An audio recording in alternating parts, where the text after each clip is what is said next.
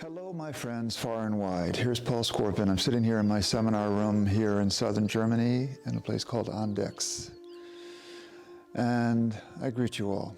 And I want to share something with you which I actually find quite remarkable.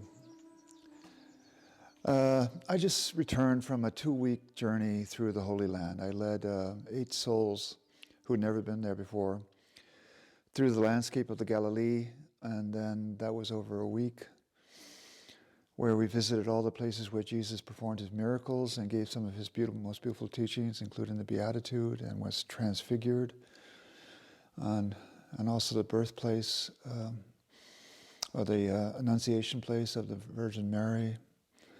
And it was a very, very beautiful and wonderful time. And then we headed up to Jerusalem, and we spent 8 days in Jerusalem, in the Old City, in the heart of the Old City. And 3 people joined us for that part, including 2 from Belgium and somebody departed back to Switzerland. And we went through and around Jerusalem, the Old City, which I've been to over 60 times. And then we went to other places outside of the Old City, including Bethlehem, Bethany, and Ein Karim, and other places. And traditionally, in spirituality, when somebody makes a pilgrimage, they go as a pilgrim, and they go to a holy place like Jerusalem, or Patmos, or to Egypt, to the pyramids, or the temples in Luxor, or to Mount Kailash in Tibet, or Varanasi. And there's a fundamental duality there from the pilgrim and the pilgrimage. And what I realize now, because of this 2 weeks, that duality has disappeared. In other words, we're allowed now to melt with a place when we go there to venerate, to genuflect, to meditate, to pray, to give some sort of offering. Suddenly the place starts interacting with us and offers us not only healing, but also offers us transformation. Now, this idea of a holy place being interactive is not new. The old Greeks knew this very well, and the old Egyptians knew this very well, and the Romans knew this as well. In other words, back in the time when we were polytheist, we believed that many gods would actually live and abode with us in the temples that we built for them, and also in heaven, of course. And you could go there every day, not only to appease the gods, but also offer your gratitude, because they would protect us from chaos. Chaos was the original condition in old Egypt and also in the Greco-Roman tradition. Okay? And we've sort of forgotten that a place can be actually very dynamic.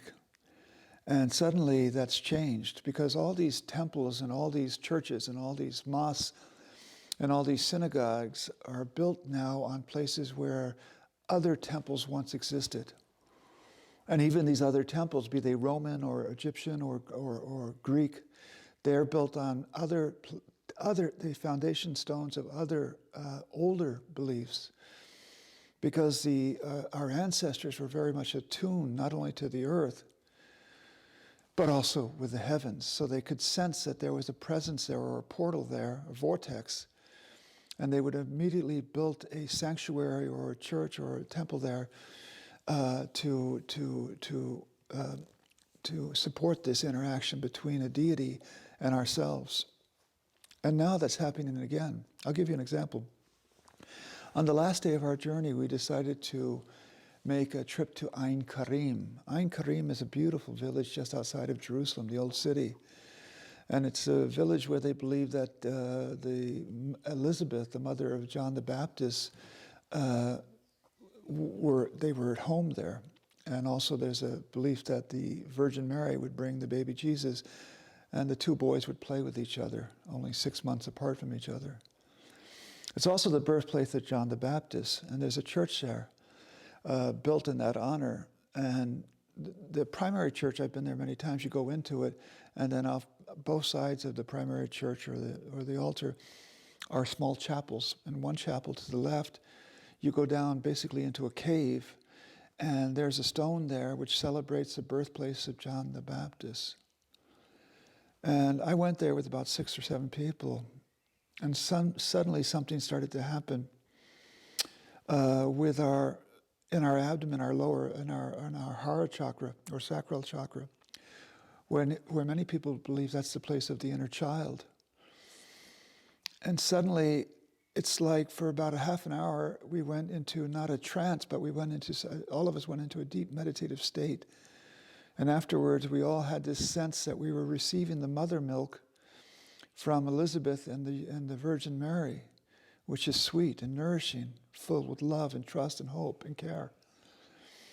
And that the mother milk that we received from our biological mother, which might have been energetically somehow sour, was no longer present in us. And this healing, this healing of the inner child it continued as we came back here to Germany or to Belgium or to Switzerland. It just continues now. And like a lot of you, I have a lot of voices in my head. The voices of my parents, the voices of my grandparents, the voices of my wife, the voices of my children, my friends and stuff. And there's a constant dialogue there and going on in most of us. And I hope it lasts. I can't promise you it has, but the dialogue has disappeared inside of me because of what happened over these 2 weeks, traveling through the Holy Land to the churches and to the synagogues and to the mosques and to the Roman and Greek temples. The dialogue has come into a stillness now. I don't hear these voices anymore. I'm not schizophrenic. I wasn't schizophrenic.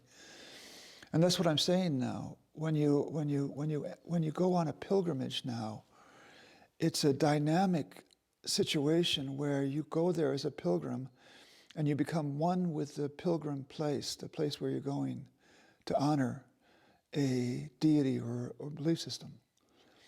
And the reason why I'm telling you that now is because I've planned again now from the 11th of May to the 21st of May, a journey where we're going to seek the divine feminine in Anatolia, in Asia Minor. Where exactly? In Ephesus. Ephesus was a major metropole for a long time, but it was also the seat of Artemis and her birthplace. And Artemis was a Greco-Roman goddess, but she pre-existed. She goes way back in Anatolia. The city was built in her honor, and we're going to visit 3 temples that celebrated Artemis. One is in Seljuk, right outside of Ephesus, and her city, of course, Ephesus itself. And we're going to visit also Magnesia, which is about 20 kilometers away, where they celebrated another form of Artemis. And we're going to go also travel 2 hours to Sardis, where they visited another form of Artemis. And we're going to also visit some of these beautiful old niches where they celebrated the Anatolia goddess Cybele. And we're going to make another excursion to the city of Priene, a Hellenic city perched on a hillside where they celebrated Athena.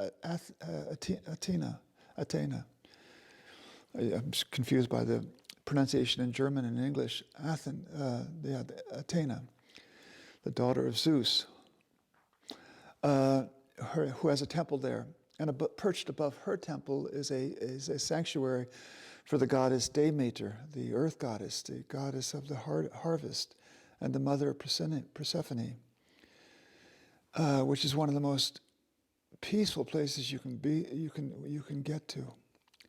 It's unbelievable.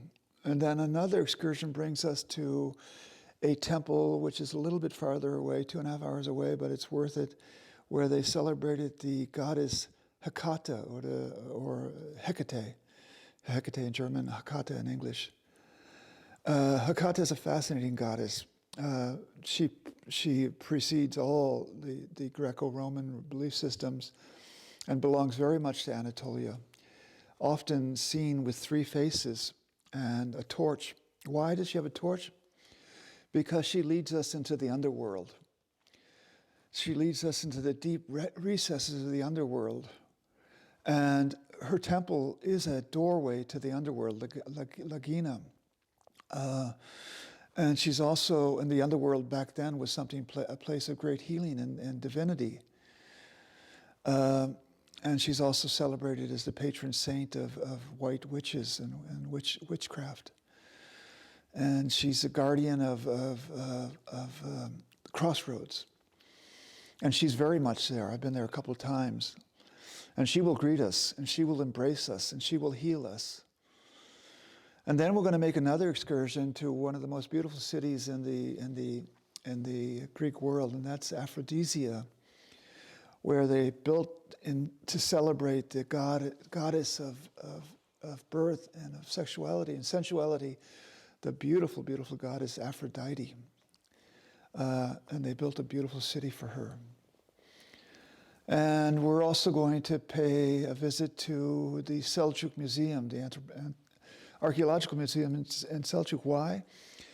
Because the devotees of Artemis, when they realized that her time was coming to an end, they took some of the most beautiful statues of Artemis and they buried it under the earth of Ephesus, where they were uncovered about 50 years ago, relatively unharmed. And we're going to go there.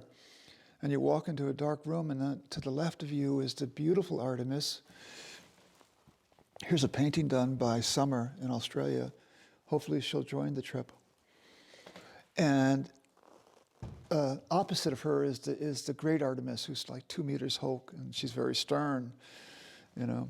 And those are two faces of Artemis that you experience. And then we're also going to pay homage, of course, to the Virgin Mary, her house there, which was discovered not too long ago in the last 50 years, because she spent the last 50 years of her life in Ephesus.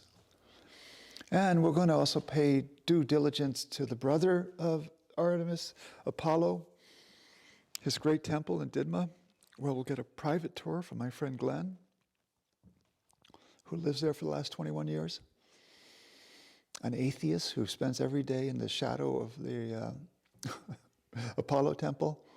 And we're also going to visit a temple dedicated to Zeus, the father of Artemis and all of the gods.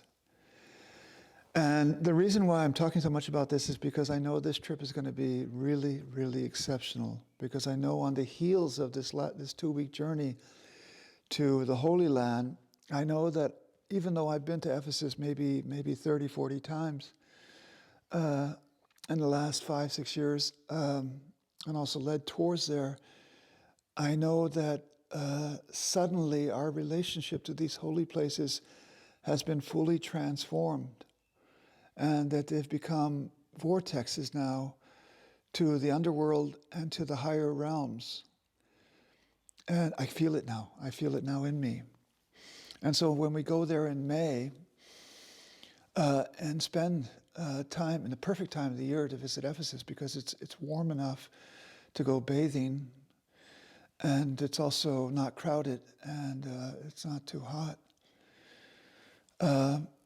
It's going to be a truly remarkable time.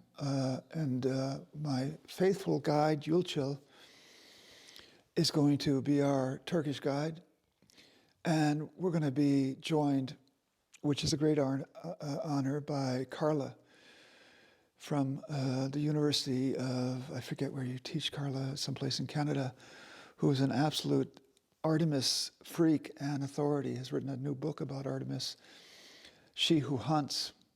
And I always tell her I'm going to write a book about Artemis of Ephesus, She Who Doesn't Hunt. So we have a lot of fun together. And she's going to be joining the trip and sharing her wisdom and her experience with Artemis. So it's going to be quite a team. So you're going to be in good hands, really. But not only our hands, you're going to be in the hands of the goddesses. So if you have time, you will not regret it. You will not regret it.